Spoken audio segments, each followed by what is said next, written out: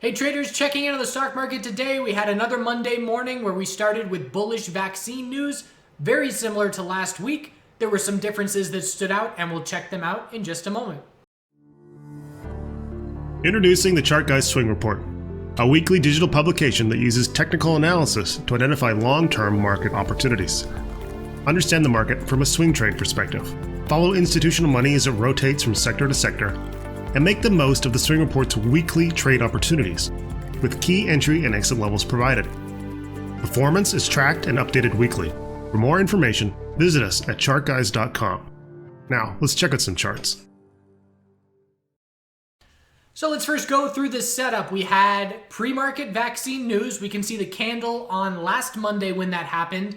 Last Monday was more of a euphoric climax pre-market, and then a lot of profit taking during the regular trading day. But we saw very similar things in the sense of the financial sector and our laggards going bullish, and that's the cruises, the airliners, everybody that is hurt harder from the virus but would benefit significantly from a vaccine. And we had our tech sector and stay-at-home names pull back. That was the same as far as the reaction we saw this morning as well. Last Monday, gold dumped. In this Monday's reaction, we dumped and saw a V-shaped bounce. Very big difference there. We saw crypto pull back a little bit. Bulls bought the dip very quickly. Didn't really matter a whole lot. Bottom line is, to me, what was most notable is it was much less significant of a reaction, which makes sense because the market started pricing in an effective vaccine a week ago. And if we get a news headline a week from now, next Monday, that says X, Y, and Z's vaccine 97% effective, the reaction will be even more muted than we saw today. Because again, the market gets that information, it looks towards the future, and it starts to price that in. So the vaccine headlines will be less and less effective as far as moving the market in the short term, in my opinion. And what the market is going to be looking towards now is implementation as far as, okay, great, we've got great results. When are we going to start seeing these vaccines actually being distributed and used by the greater population? In conjunction with that, in my opinion, and we've already started to see a little bit, we're going to see more and more headlines about shutdowns and other states or other cities locking things down. No more indoor dining over here, no more this over here, and we're going to keep seeing that, and it's going to be this balance between vaccine headlines and shutdown headlines in the short term. And the question is going to be, who outweighs who? There was also some very unusual end of the day market action, just in the sense where it almost looked like painting the close. When I used to trade penny stocks, you would have a wide spread between the bid and the ask. And whether you close the day on the bid or you close it on the ask made a significant difference in the shape of the daily candle. And you could just buy $50 of the stock at the end of the day, right, at 3:59 and 50 seconds, and ensure that you close up here as opposed to down here. And it almost looked like that, where we just saw huge volume pour in, and we closed up at the high of the day after being in the middle of the day just 5 minutes prior. And you see that volume and that bull spike across the board on a lot of sectors here. And in the end, it gives us a daily candle for SPY that is extremely strong. So something I said in the weekend video to members was, I don't care if you have a bearish fundamental perspective on where we are headed short term. Maybe you think we're going to see a wave of foreclosures. Maybe you think the vaccine's going to take 6 months before it starts being distributed significantly. Whatever your reason is, that's fine. Establish a game plan for if that impacts the market, but do not assume that that is going to have a negative impact on this market. You have to see price action confirming your fundamental belief. I don't have a fundamental belief. All I care about is if SPY keeps forming these little daily higher lows, which it keeps forming. Because I know if that keeps happening, the bulls have absolute complete control, and this monthly bull flag that is breaking out to all-time highs can go up to 400 bagillion. It doesn't matter. So I am completely detaching this market from any reality, which I've been doing over the last 5 years, long before this virus, and that has served me very well. I don't care what the headlines are. If we're setting daily higher lows, the bulls have complete control. So SPY is looking at the all-time high of 364.38. We have the pre-market high of 367. 366.77. Those are the only two resistances that we're looking at, and the daily time frame has space to form a higher low compared to 351.26. Hourly chart, double bottom today. Nice double bottom hold and break of resistance. SPY bulls defended that support by 6 pennies. IWM, gap up, strong close, all-time high 178.10 is in play. After 178.10, we are looking at the extended hours high of 181.73. Those are the only two resistances, and anything above 168.34 keeps the bulls in complete control of the daily uptrend. QQQ, I'm still scouting a daily lower high, and I'm going to be watching for it tomorrow and for Wednesday. We could break to an all-time high from here. It's absolutely possible to just V-shape to a higher high. In my opinion, we will need more notable bull volume than what we're seeing here for that to happen. If we do not see that notable bull volume, I'm still scouting a lower high compared to 299.14. Or if I want to give it some wiggle room, I'm using that extended hours level, which is 302.50, another percent higher. And we are still about 3% away from that resistance level. I need to see a loss of the pattern of a higher low every day to say, yes, our daily lower high has been set. Individual tech names have been doing that already. Facebook last week lost the pattern of a higher low every day on Friday. We had Amazon do it today, and we're not seeing any bear follow through. Why? Because the sector is not doing it. Individual names are doing it at different times, but the sector is not doing it as a whole. And again, I just want to reiterate one more time, if we do not see the financial sector, the tech sector, and the healthcare sector all dropping at the same time, this market of the S&P 500 is not going to see any notable weakness. It is a bare minimum requirement that those three sectors have to be dropping at their lows at the same time for us to be looking for anything more than just daily consolidation. And there has to be significant bear volume behind it.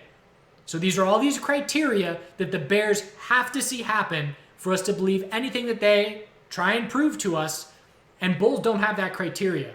Bulls don't need the volume. Bulls don't need all of our sectors going up at the same time. They just need one of our major sectors to be holding on, and we know bigger picture, that rotation is staying healthy. It's not a fair game between the bulls and the bears. For QQQ, if we do set a daily lower high, anything above 280.62 is a daily higher low.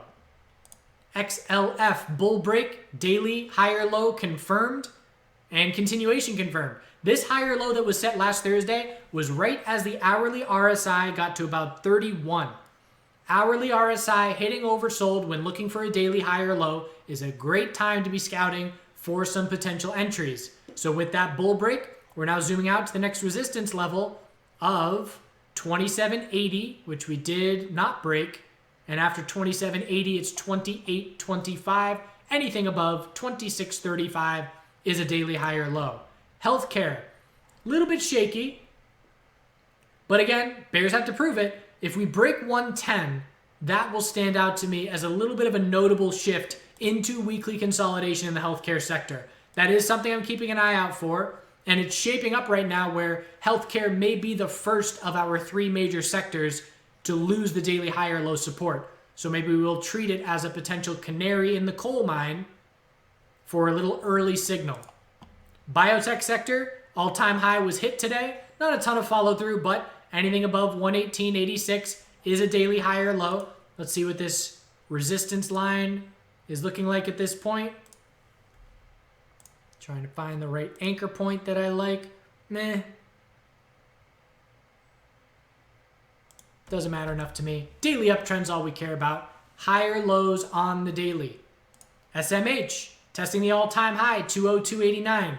Again, right behind it, look at the extended hours levels on all individual names and sectors. There's a high on the daily, and then there's a high on the extended hours. 202.89 is that level, and it actually lines up. Regular hours and extended hours, same level. Most names, that's not the case. But after 202.89, all-time high blue sky breakout. This was a resistance line to be watching, and it is breaking bullish. Anything above 188.37 is just a daily higher low. TAN, the solar sector, just sideways. Not much going on. we're looking at the high of this bull move of 80.86 as the most important resistance and 70.40 as our most important support. That's a very wide range. You can see the range the last 2 days is very small. We'll be watching for a volume and volatility spike in the short term, but all I personally care about is that 70.40 and that 80.86. And the VIX dropping to lower lows, not with any follow through at the moment, but bears clearly in control. And after 22.40, we're looking down at 21.80 and 20.90. So bottom line, bears have a lot of proving to do for us to say anything about them taking control. And if we do not see massive bear volume in all sectors at their low at the same time, we're just going to be looking for daily higher lows the next time we consolidate.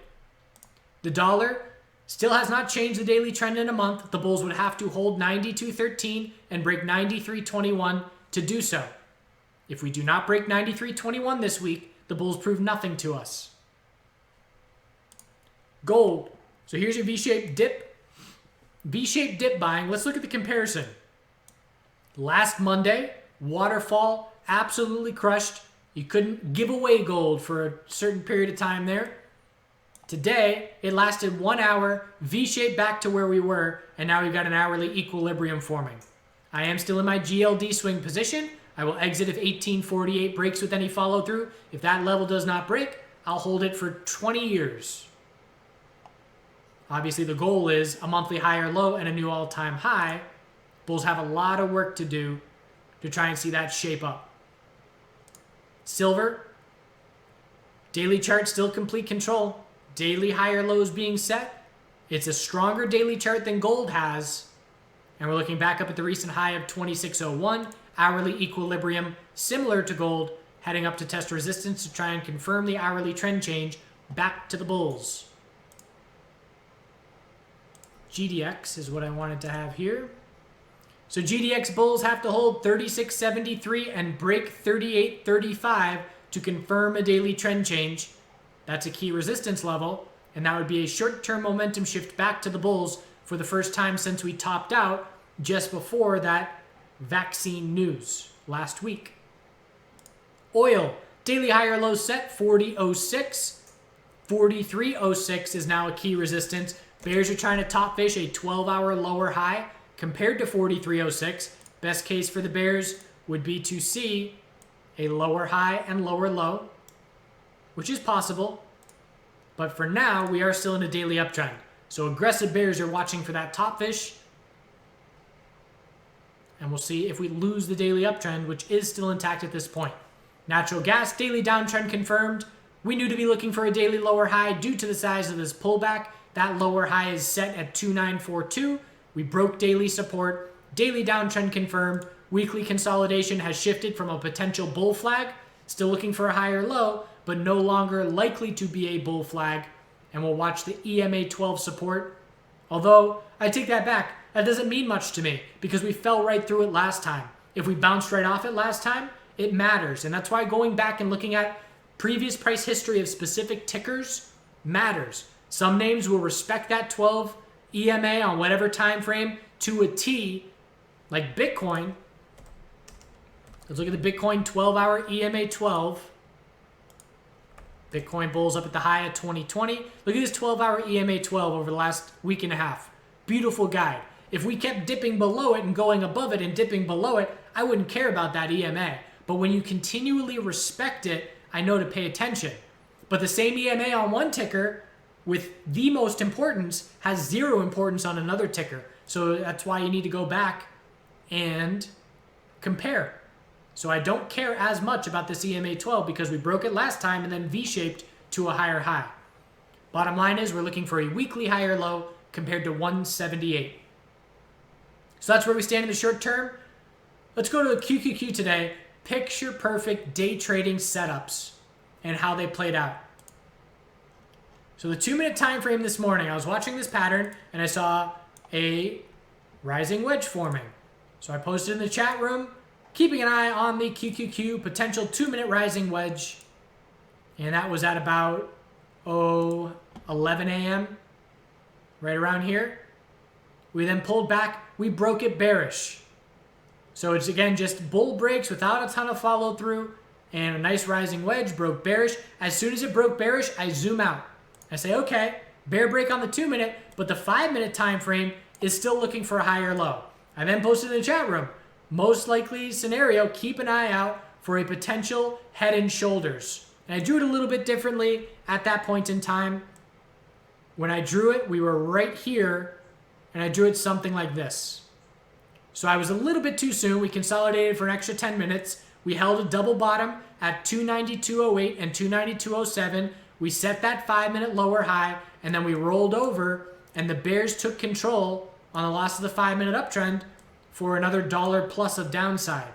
So it was just a beautiful overlaying of a 2-minute pattern showing a bear break was likely into a 5-minute pattern showing hourly consolidation was likely. And again, we've gone from Monday, frazzle-brained a week ago, to just a week of beautiful patterns. You know, what played out on QQQ this morning would be in a textbook for explaining technical analysis and explaining rising wedges and head and shoulders patterns. And it was just, I sit back here in awe of how beautiful those patterns played out this morning. Have a good rest of your day, do good things, and we'll see you tomorrow. They're having a meeting.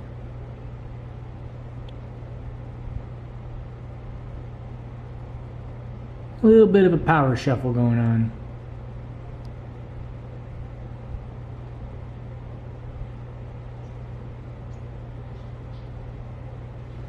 Somebody called the police. Help me. I'm surrounded.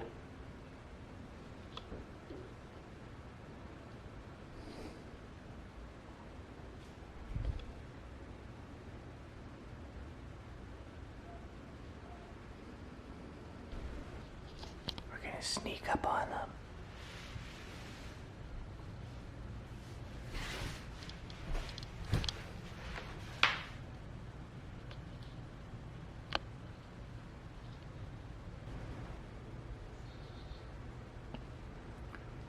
If I ever end up bankrupt, it won't be because I blew up my account. It'll be from feeding turkeys.